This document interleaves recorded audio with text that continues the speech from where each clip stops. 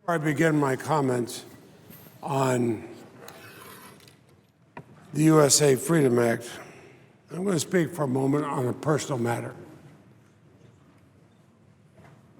Marcelle and I have known Beau Biden since he was a child. I'm the longest serving member of the Senate. When I came here, there was one senator who was one term senior to me. That was Joe Biden. I knew of the tragedy his family had gone through, and I cherished time when his office, right near mine, when his sons, Beau and Hunter, would be there with him. I watched him grow up. I saw Beau Biden become the epitome of what a state's attorney general should be. That's a model that all attorneys general throughout the country could have followed. Progressive, worried about improving the law, improving people's lives, and he did that. I know how much we appreciate when we see he and Haley at an event. We get a chance when Marcelle and I could talk with them. It was like picking up a conversation that ended just a few minutes before. But I remember one thing especially about him. I was in Iraq during the war. It was a day when it was well over 100 degrees out. I was being brought to a place where there was going to be a briefing. I was being zipped into this building. There were a number of soldiers wearing T-shirts, shorts, and sidearms, playing ball outside in this 110, 120 degree heat. As I went in the door, one of them turned around and gave me a big wave, but his arm blocked his face. I wasn't sure who it was. I kind of waved back. Pretty soon he came in the door as Beau Biden.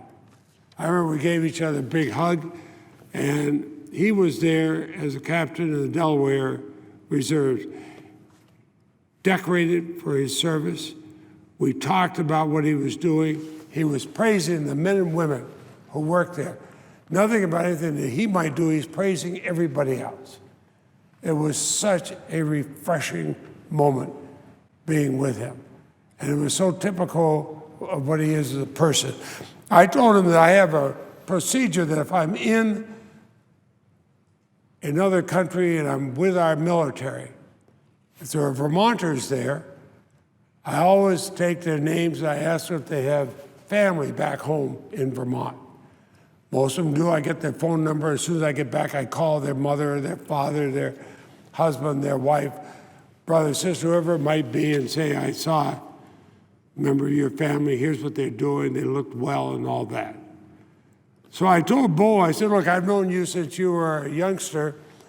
I'll call your father as soon as I can. Tell him you're behaving yourself. You're doing a good job. And we laughed at that, and shortly thereafter, I got on the phone that we had available to us to go through the White House switchboard, reach the vice president, and I started to say about what the procedure I have, and Joe Biden started to laugh. He said, I just got an email from Beau that he'd seen you there, and I should be expecting a call from you. And we talked about what a great job Beau was doing. You could hear the pride in his father's voice. You could hear his pride. It was pride that was deserved. I remember Joe saying, we were first here in the Senate, the two of us, he was going home every night. He'd be on the train heading home. Why? Not as much even that the kids needed him, but he needed them. And finally, when he met Jill and the boys were telling him he should marry her. So I agreed for them. Marcelle and I sat there and cried last night. We heard the news. I think what a wonderful family. I think about a life cut too short, far too short.